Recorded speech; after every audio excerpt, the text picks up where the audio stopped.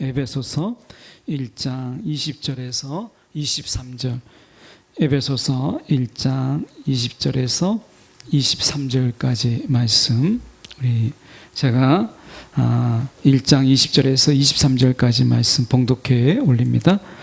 그의 능력이 그리스도 안에서 역사하사 죽은 자들 가운데서 다시 살리시고 하늘에서 자기 오른편에 앉히사 모든 통치와 권세와 능력과 주권과 이 세상뿐 아니라 오는 세상에 일컫는 모든 이름 위에 뛰어나게 하시고 또 만물을 그의 발 아래에 복종하게 하시고 그를 만물 위에 교회의 머리로 삼으셨느니라. 교회는 그의 몸이니 만물 안에서 만물을 충만하게 하시는 이의 충만함이니라. 아멘. 오늘 이 말씀 가지고 복종에 이르는 은혜, 복종에 이르는 은혜라는 제목으로 함께 말씀을 나누길 원합니다. 우리가 예수님의 이야기는 우리가 복음서를 통해서 잘 나와 있어요. 마태, 마가, 누가, 요한을 통해서 우리가 측면, 옆면, 또 밑면, 또 윗면해서 다각도로 예수님의 생애를 보여주는 것이 복음서입니다. 이 사복음서를 통해서 예수님의 신성과 인성, 그리고 예수님의 그 종됨, 또 예수님의 왕되심을 우리는 이 복음서를 통해서 봐요. 근데 복음서에서 특히 우리가 예수님의 부활에 관해서 이야기할 때 이 복음서가 이야기하고 있는 예수님의 부활과 사도 바울이 이야기하고 있는 예수님의 부활은 좀 다른 각도에서 이야기하고 있어요. 이것은 사도 바울이 예수님의 부활을 어떤 측면에서 보고 있는가라고 하는 것이 굉장히 중요한데요. 여러분, 우리가 이 세상에 살면서 잠깐 기도 중에 말씀드렸지만 예수는 있는데 우리가 이 시대의 교회의 문제와 우리 성도의 문제가 무엇이냐면 그리스도가 없다는 거예요. 예수는 있는데, 예수는 뭐예요? 나의 구원자. 그러니까 예수가 나를 구원하신 건 너무 기뻐요. 내가 절망과 좌절과 시름 속에 있을 때 나를 건지신 거예요. 그건 너무 감사한 거죠. 땡큐예요. 그런데 문제는 무엇이냐면 그분이 우리의 인생의 주인이라고 하는 것은 사실 허락하지 않아요. 그래서 내 인생의 구원자 되신 것, 내가 힘들 때, 어려울 때, 괴로울 때, 슬프고 아플 때, 고통 가운데 있을 때 나를 건져주시는 건 너무 감사하다는 거예요. 근데 거기까지 주님, 내 인생의 주인은 내가 되기를 원합니다. 내가 내 인생을 살기를 원합니다. 나를 구원하신 것으로 거기까지만 계십시오. 이렇게 얘기하는 거죠. 근데 신앙은 예수가 그리스도이심을 믿는 거예요. 신앙의 완성은 예수로 끝나지 않고 예수가 그리스도이심을 믿는 겁니다. 다시 말하면 우리의 구원자가 우리의 인생의 주인이시다 라고 하는 거예요. 그래서 우리 인생은 내가 주인이 아니고 예수 그리스도께서 우리의 주인 되는 그날까지 온전한 주인, 일부분의 주인이 아니라 온전한 우리의 주인이 되는 그날까지 우리가 신앙은 계속해서 성장하고 성숙하는 거예요. 그래서 사도 바울은 구원을 힘써 이루라. 아니, 구원을 벌써 얻었는데 내가 예수를 믿음으로 말미암아 하나님의 자녀가 되는 권세를 얻었는데 그럼 끝이 아닌가? 내가 구원받은 거 아닌가? 이렇게 생각하지만 사도 바울은 우리가 구원을 이야기할 때 구원을 힘써 이루라 라고 이야기해요. 그래서 우리가 구원은 과거적 구원과 현재적 구원과 미래적 구원이 있잖아요. 여러분, 구원은 진행형이에요. 계속해서 진행형이에요. 이거 구원 받았지만 아직 구원의 완성은 아니에요. 그 구원의 완성의 때까지 우리를 주관하시는 분이 누구냐? 내가 아니라는 거예요. 우리를 주관하시는 분이 누구냐? 그리스도시라는 거예요. 이거를 인정하지 않으면 우리가 구원은 시작됐지만 구원의 완성은 멀은 거예요. 여러분, 그래서 우리가 구원의 완성의 그날까지 우리를 철저하게 우리를 쳐서 그리스도께 복종케 하는 훈련이 우리 가운데 있다라는 거예요. 이 삶이 우리 가운데 있어요. 그래서 예수께서는 우리 가운데 성령을 보내주셔서 이 일을 돕는 거예요. 우리를 쳐서 우리가 그리스도께 복종하게 하는 거예요. 우리의 생각을, 우리의 의지를, 우리의 감정을 쳐서 계속해서 우리는 본질적으로 옛날 죄성으로 돌아가려고 해요. 그게 이스라엘 백성들이 우리를 너무 잘 보여주고 있어요. 역사의 근거로. 어떻게 했어요? 출애굽했어요. 이스라엘 백성이 출애굽했는데 계속해서 어디로 가려고 하죠? 그들은 가나안 땅을 향하여 몸은 가고 있었지만 마음은 어디로 가고 있었어요? 애굽을 향했어요. 애굽의 때, 그때 내가 고기를 먹었는데, 내가 애굽의 때는 이렇지 않았는데, 이런 거죠. 몸은 하나님의 이끄심 속에서 하나님이 주시고자 하시는 가나안 땅으로 갔어요. 근데 마음은 여전히 애굽의 종으로 있어요. 지금 몸은 그 자유된 몸으로 있어요. 애굽에서 종살에서 나왔는데 마음은 아직 애굽의 종이 되어 있었던 것이죠. 그래서 가나안 땅을 정탐했던 그들은 아직 그 마음은 애굽의 종으로 있었기 때문에 그 가나안 땅에 믿음으로 그 땅을 점령할 것을 믿지 못했어요. 우리가 그렇지 않아요? 여러분 어때요? 우리는 이미 구원을 받았지만 어때요? 여전히 내가 정말 마음대로 죄 지을 때, 그때가 좋았어. 그런 얘기 많이 하잖아요. 내가 그때 내가 정말 아무것도 알지 못하고 내가 하고 싶은 건 마음대로 하고 부어라 마셔라 다 했던 것, 그때가 진짜 좋았어. 여러분, 이거 정말 우리가 잘못된 생각이에요. 지금이 좋은 거죠. 은혜를 알고 내가 하나님을 알고 지금 내가 하나님의 은혜가 무엇인지, 하나님이 주시는 사랑이 무엇인지를 아는 이때가 좋은데 우리가 가끔 말로 죄를 지어요. 그때가 좋았어. 하나님이 그런 애굽 사람들을 어떻게 했어요? 이스라엘 사람들을 어떻게 했어요? 아직 마음으로 애굽을 떠나지 못하고 아직 마음으로 애굽에 묶여있는 그들을 하나님은 벌하셨어요. 하나님께서 우리가 어떻게 사느냐? 우리는 몸으로 구원을 받았는데 아직도 마음은 우리가 종살이하고 있는 죄의 종의 사단의 지배 아래 있어서 그때 정말 아무런 두려움 없이 정말 하나님을 모를 때 내가 죄를 짓고 내가 마시고 싶은 거 마시고 피고 싶은 거 피고 친구들하고 그렇게 어울려 다녔던 그때, 향락을 쫓고 쾌락을 쫓았던 그때가 진짜 좋았다. 돌아보면 그때가 정말 내 인생의 황금기다. 이렇게 말하는 거예요. 여러분, 이스라엘 백성하고 뭐가 달라요? 그 엄청난 죄예요. 여러분, 지금이 은혜에 이때가 너무 감사하고 너무 좋은 거예요. 여러분 착각하지 마세요. 은혜의 때가 좋은 거지 마음대로 죄 지을 때가 좋아요? 아니잖아요. 그러려면 뭐하러 우리가 구원을 받았어요? 오늘 우리가 그리스도가 우리 안에서 주인 되는 것, 우리에서 왕이 되시는 것, 여러분 이 인생이 여러분 복된 인생인 거예요. 그래서 20절에 보면 그의 능력이 그리스도 안에서 역사하사 죽은 자들 가운데서 다시 살리시고 이렇게 되어 있어요. 다시 살리시고 라고 하는 것은 수동태로 되어 있죠. 이건 사도 바울의 아주 깊은 의미를, 이건 언어의 실수가 아니라 사도 바울이 이건 고의적으로 다시 살리시고 라고 말하는 거예요. 왜냐하면 요한복음에 우리가 보면 요한복음 2장 22절, 특히 요한복음은 예수님의 신성을 우리가 이야기하는 복음서인데 그때 요한복음 2장 22절에는 이렇게 얘기합니다. 죽은 자 가운데서 살아나신 후에야, 이렇게 되어 있어요. 내가 살아났다, 예수께서 살아나셨다 라고 하는 게 능동으로 되어 있어요. 죽은 자 가운데서 살아나신 후에야 이렇게 되어 있어요. 여기서 살아나셨다라고 되어 있죠. 이것은 예수님의 그 신성을 강조하는 거예요. 그런데 사도 바울은 죽은 자들 가운데서 다시 살리셨다, 수동태로 표현되고 있어요. 이게 왜 중요하냐면 사도 바울에게 있어서 예수는 성도와 연합된 자라고 하는 것을 이야기하고 있는 거예요.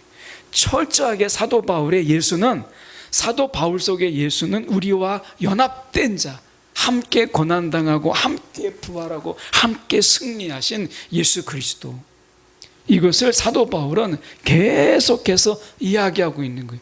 사도 바울 속에서 예수는 누구냐? 우리와 연합된 자예요. 우리와 함께 앉는 자.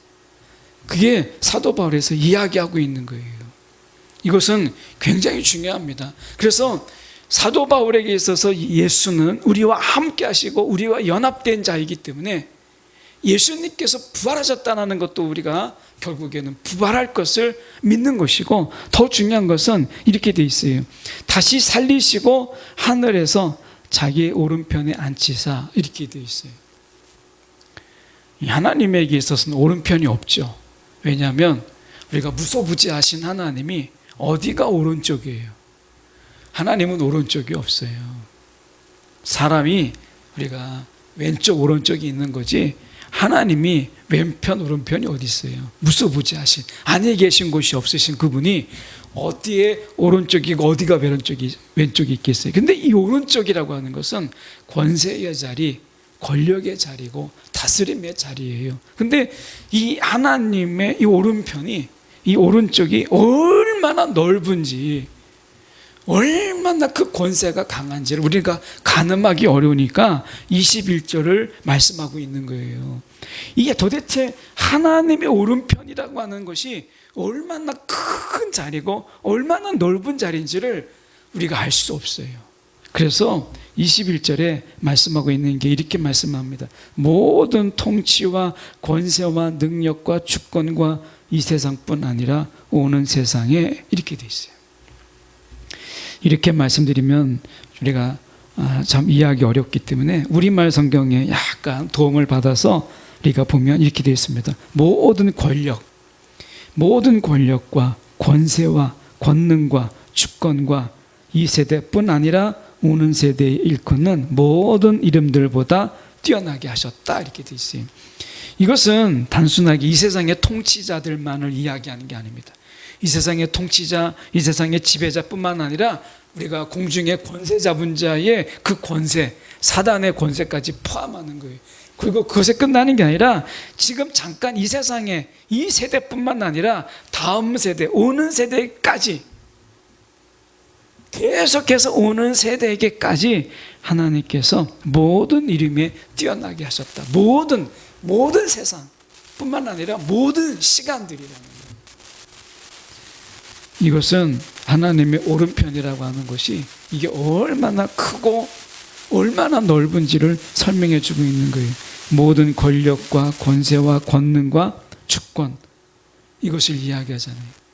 오늘 예수 그리스도 이름보다 더 높은 이름은 없고 더 뛰어난 이름도 없어요. 예.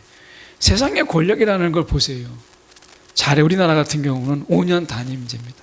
기껏해 5년, 그것도 5년 다 채우나요? 3년, 4년 지나면 벌써 레임덕이라고 해서 대통령 말이 잘 먹히질 않아요. 잘해야 실권적으로, 우리가 실질적으로는 잘해야 3년 반의 권력이에요.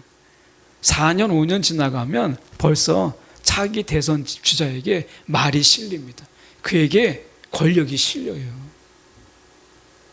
그러니까 얼마나 짧아요. 미국의 대통령은 4년 중임제입니다. 그러니까 잘해야 8년이에요. 중국의 시진핑이야, 그분이 욕심이 좀 많아서 10년 하고도 내가 모자란다 해서 더 하는 거지만, 여러분 100년 만년 하겠습니까? 예.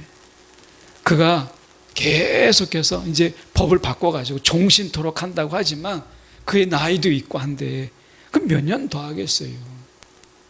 사실 우리가 인간의 권력이라고 하는 것은 다 제한적이에요. 아무리 힘이 세도 나중에 그 자리에 내려오면 나중에 다 웬만하면 다 전과자 되지 않습니까?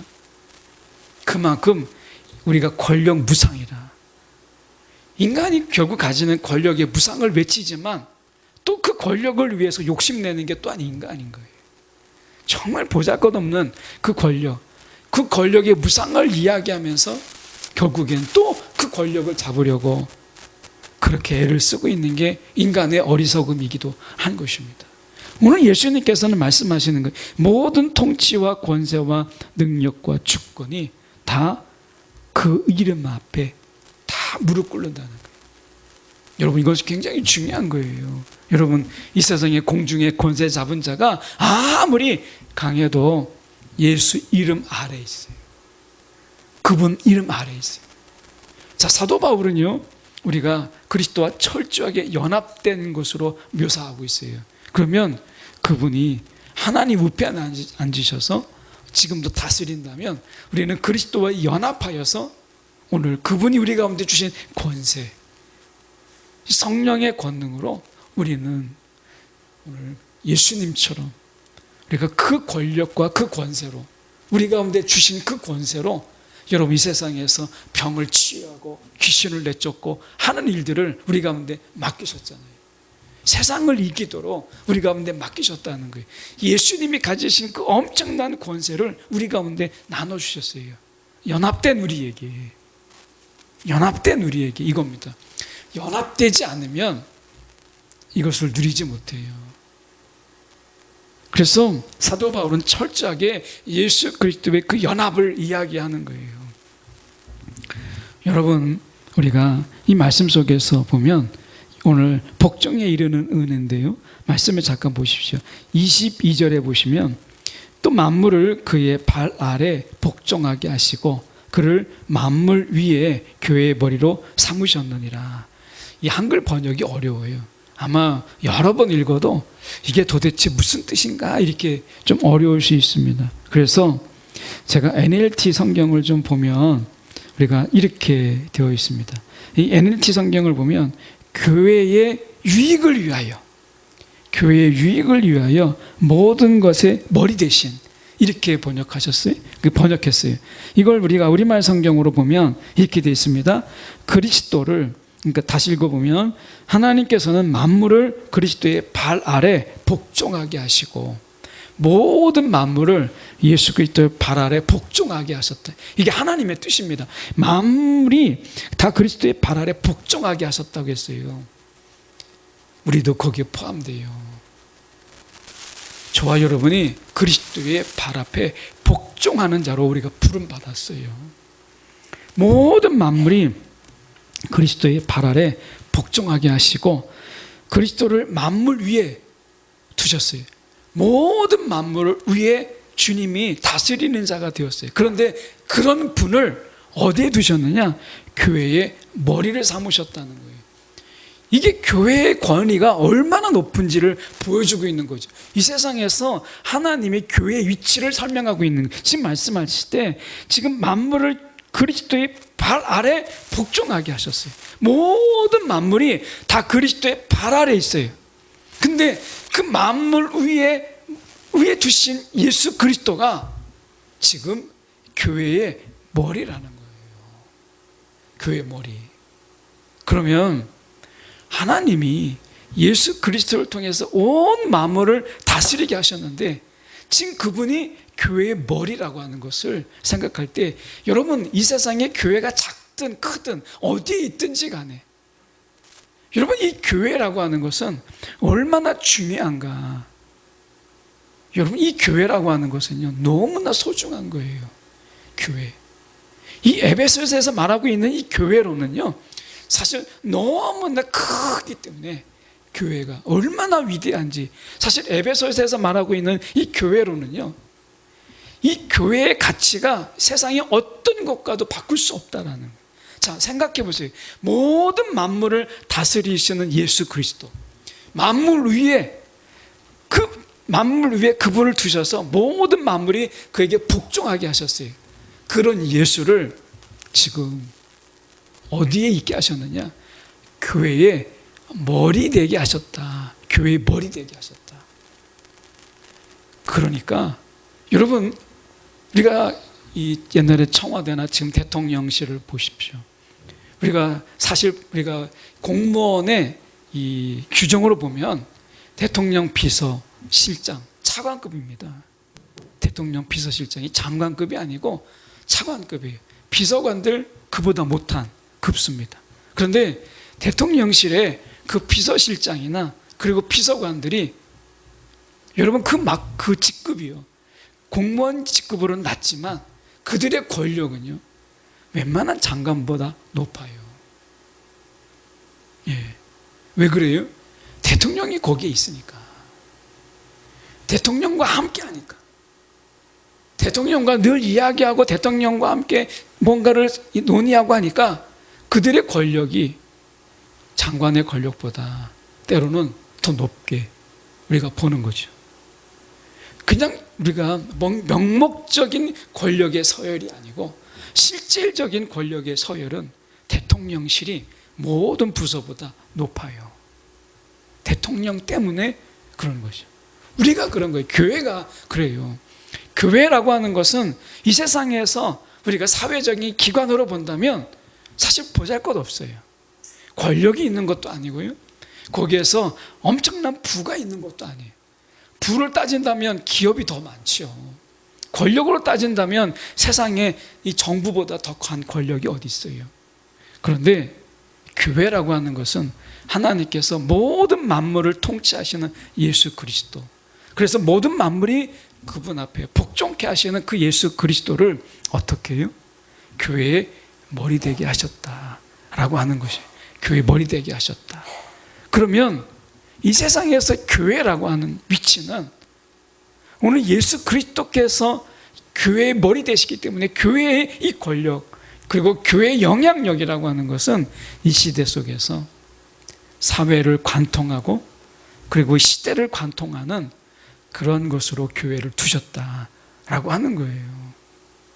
우리가 이 교회에 지금 말씀이, 교회가 지금 이야기할 때 23절에 보십시오. 교회는 그의 몸이니 라고 얘기해요.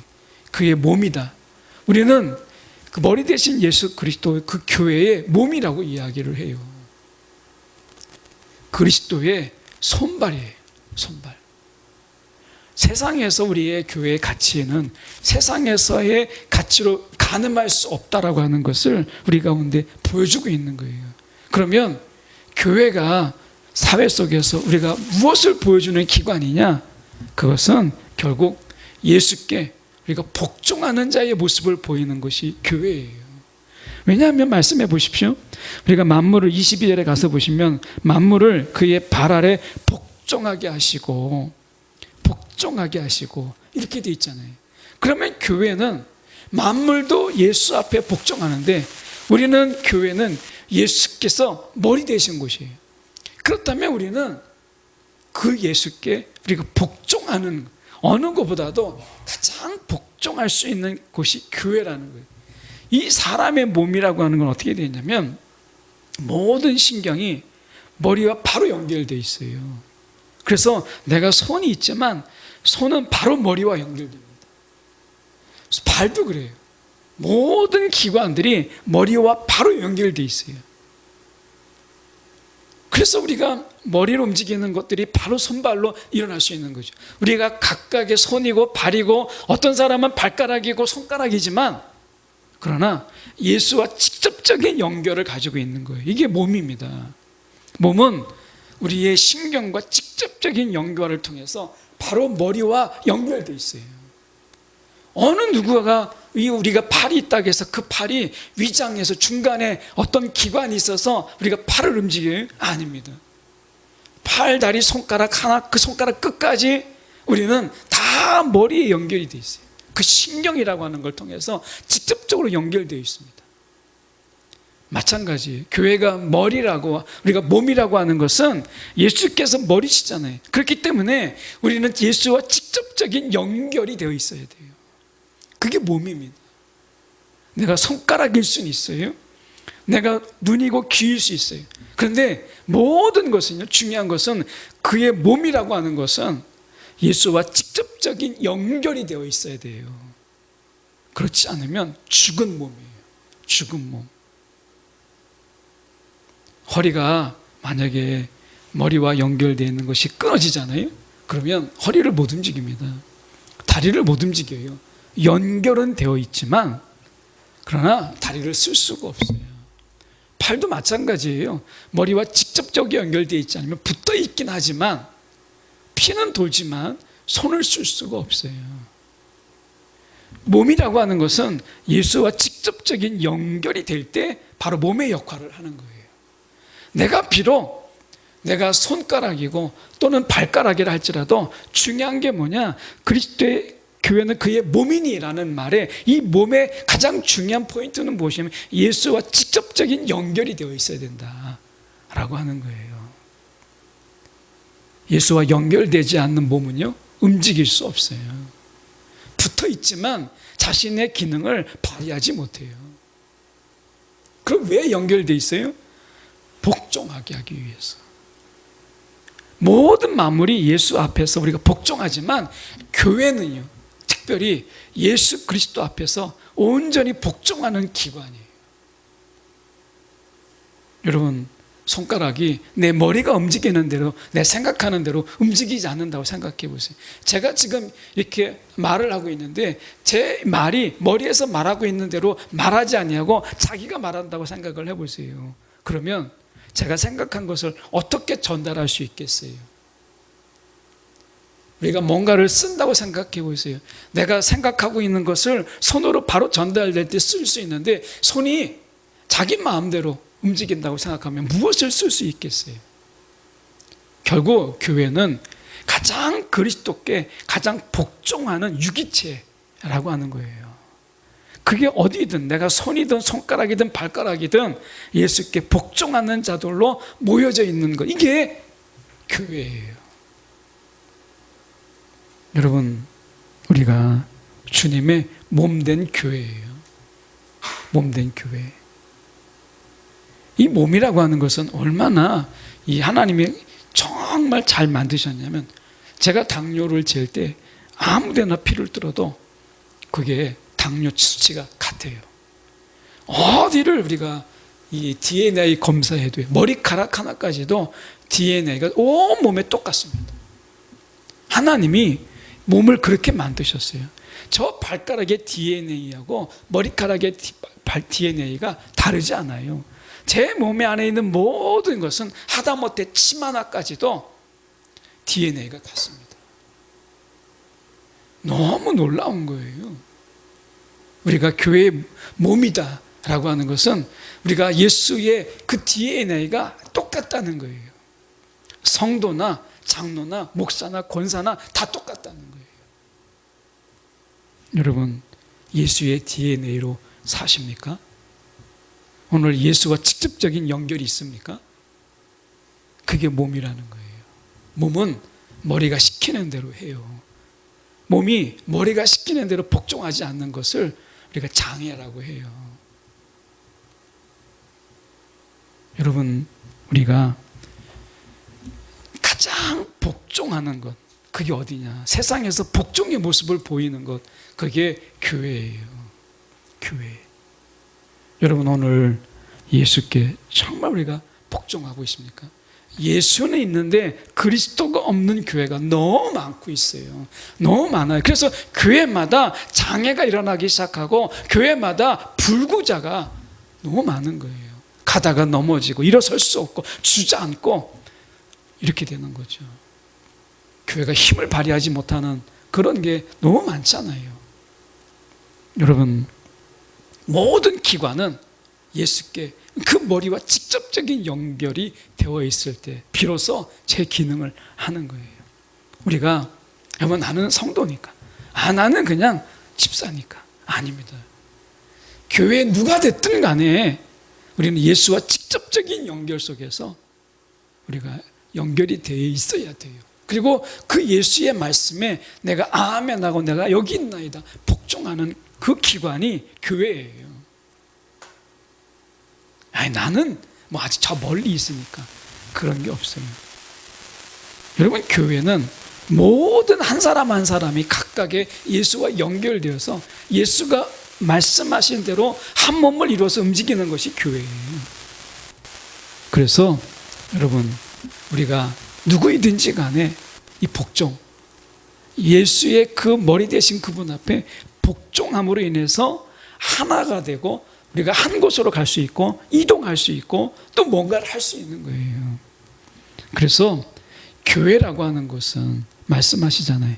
교회는 그의 몸이니 만물 안에서 만물을 충만하게 하시는 이의 충만함이니라, 이렇게 말씀하고 있어요. 공동번역에 보면 23절을 이렇게 번역하고 있어요. 교회는 그리스도의 몸이며 만물을 완성하시는 분의 계획이 그의 안에서 완전히 이루어진다. 자, 만물을 완성하시는 분의 계획이 어디에서? 그의 몸 안에서, 다시 말하면 교회에서 완전히 이루어진다 라고 하는, 우리들을 통해서 하나님의 계획이 온전히 이루어지게 하시는 것, 그게 교회예요. 오늘 충만이라는 말, 이것을 쉬운 번역에서는 이렇게 얘기했습니다. 쉬운 성경에서 교회는 그리스도의 몸이요 모든 것을 넘치도록 채우시는 분이 계신 곳이다. 교회는 어떤 곳이라고요? 넘치게 하시는, 영적 원리죠. 넘치게 하셔서 흐르게 하시는, 넘치게 하셔서 흐르게 하시는 바로 그 원산지, 그 근원지가 교회다라고 하는 거예요. 여러분, 그래서 우리는, 교회는 무엇보다도 그리스도가 있어야 돼요. 예수만이 있는 게 아니라 우리가 그리스도가 우리의 주인 되시는 그분 앞에 철저한 복종, 우리가 자발적인 복종, 기쁨의 복종이 있는 곳이 교회예요. 그 교회를 통해서 하나님의 온전하신 뜻을 이루기를 원하시는 것, 이게 하나님의 뜻입니다. 이 시대의 교회의 존재의 이유이기도 한 거예요. 여러분, 우리는 그리스도께 온전히 연결되어 있어야 돼요. 온전히, 각각의 모든 것이. 여러분, 우리가 신체의 가장 밑바닥에 새끼발가락의 끝에까지도 머리와 연결되어 있어요. 그거 우리가 살짝 침으로 찔러보세요. 그러면 아픔을 다 느껴요. 이게 몸이에요. 예수와 직접적으로 연결되어 있는 거예요. 그리고 머리 대신 예수 그리스도, 온 만물 위에 다스리시는 그분 앞에 우리가 복종하는 것, 그분의 말씀에, 그분의 이끄심에 따라가는 것.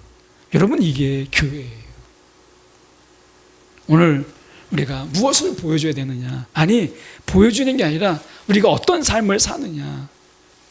우리는 그분이 머리시고요, 우리가 몸이기 때문에 우리는 복종이 우리의 삶의 이유라는 거예요. 복종이. 이게 나쁜 뜻이 아니에요. 복종이라는 말이 우리가 노예나 아니면 종이 하는 이런 말처럼 생각하는데, 여기서 복종이라고 하는 것은, 사도 바울적인 복종은 뭐예요? 철저하게 사도 바울은 예수와 우리가 한 몸, 연합으로 표현되고 있어요. 예수가 말씀하시니까 같이 움직이는 것, 이걸 복종이라고 말하고 있는 거예요. 여러분, 예수와 혹시 따로 국밥으로 사십니까? 예수 따로 나 따로. 이걸 불순종이라고 하는 거고요, 이걸 불복종이라고 하는 거예요. 복종은 예수와 내가 같이 가는 거예요. 사도 바울은 그래서 살리셨다, 죽은 자 가운데서 살리셨다라고 표현하고 있는 거예요. 철저한 연합, 이것을 복종이라고 하는 거예요. 여러분, 복종의 의미를 바꾸세요. 내가 예수와 함께하는 게 복종이다. 네. 즉각적인 연결, 그분이 생각하는 게 나에게 바로 전해지는 것, 그래서 나로 하여금 행하게 하는 것, 이게 복종이에요. 오늘 신경이 끊어지면 여러분, 연결될 수 없어요. 혹시 우리 영적인 신경이 둔하여서 예수님의 관계가 혹시 신경이 붙었다 끊어졌다 하는 그런 가운데 있습니까?